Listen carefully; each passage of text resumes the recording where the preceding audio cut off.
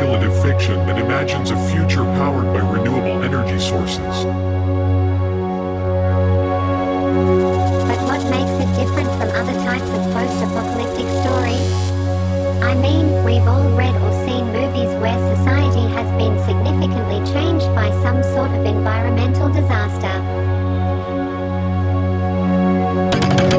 That's true, but those stories tend to be focused on human survival in spite of nature rather than working hand in hand with it. Solarpunk envisions societies which have developed symbiotic relationships with their natural surroundings instead of being forced into competition with them. That sounds a bit idealistic, don't you think? I mean, it's all well and good to talk about living in harmony with nature, but it's not like we can just up and leave our cities behind. Not entirely. Solarpunk as a genre is very much concerned with urban spaces and how we can make them more sustainable. In fact, many solarpunk stories are set in cities which have been redesigned to be more eco-friendly. They often feature green roofs, community gardens, and other innovative ways to incorporate nature into the urban environment. This approach not only helps to mitigate the impact of urbanization on the natural world, but also makes cities more resilient. What do you mean by that? Resilience means building infrastructure, societies and communities that are able to withstand and bounce back from environmental, social, and economic shocks.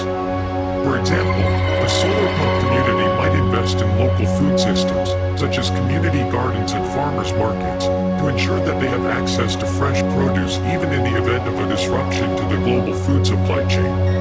They might also develop decentralized energy systems, such as microgrids powered by renewable sources, to provide reliable electricity in the event of a power outage. All this sounds like a lot of work. It is, but the payoff is a future in which we can all thrive instead of just surviving. And that, ultimately, is what solarpunk is about.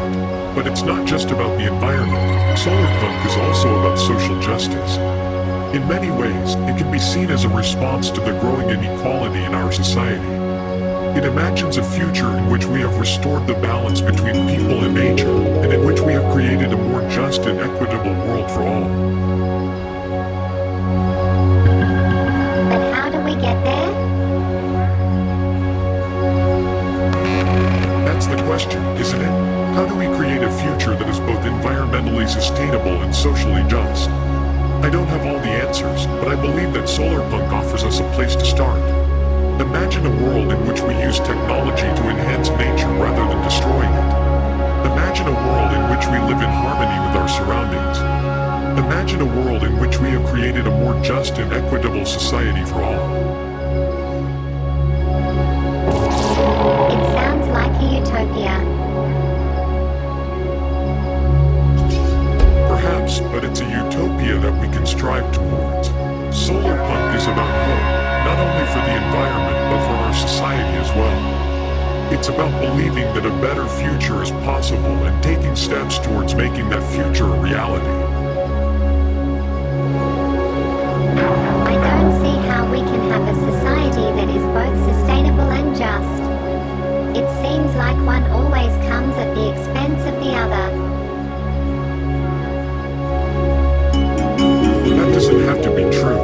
We can create a future in which everyone can thrive, but it will take some work. For too long, we've been trying to solve our environmental problems with band-aid solutions instead of addressing the root cause of them.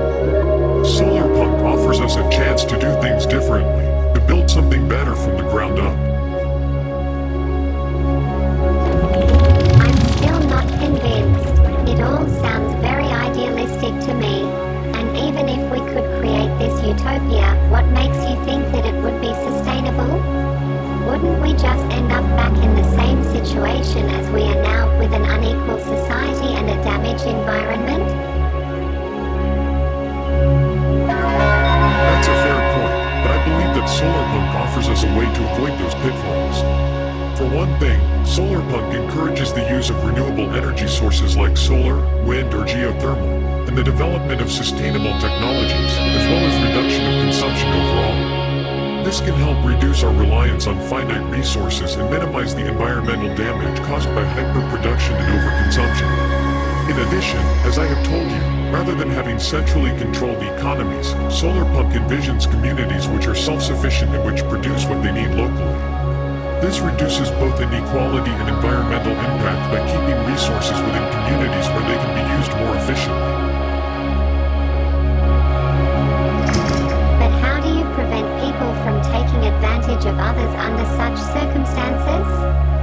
Surely there would always be someone who tries to game the system for their own benefit. What about the people who are already struggling? Aren't they just going to be left behind in this utopia? No, I don't believe that they will be. One of the core principles of Solarpunk is inclusiveness. Rather than trying to build a future for a select few, Solarpunk envisions a future in which everyone can participate and which everyone can benefit from. We can build a future in which no one is left behind. How do we build a future in which everyone can participate and which everyone can benefit from? I don't have all the answers, but I believe that it is possible. We need to start by recognizing that we are all interconnected and that we all have a role to play in creating the future we want. We need to come together and build something better, something which values people and the environment over profit. We can do this, but it will take time and it will take effort. Are you with me? Still not sure.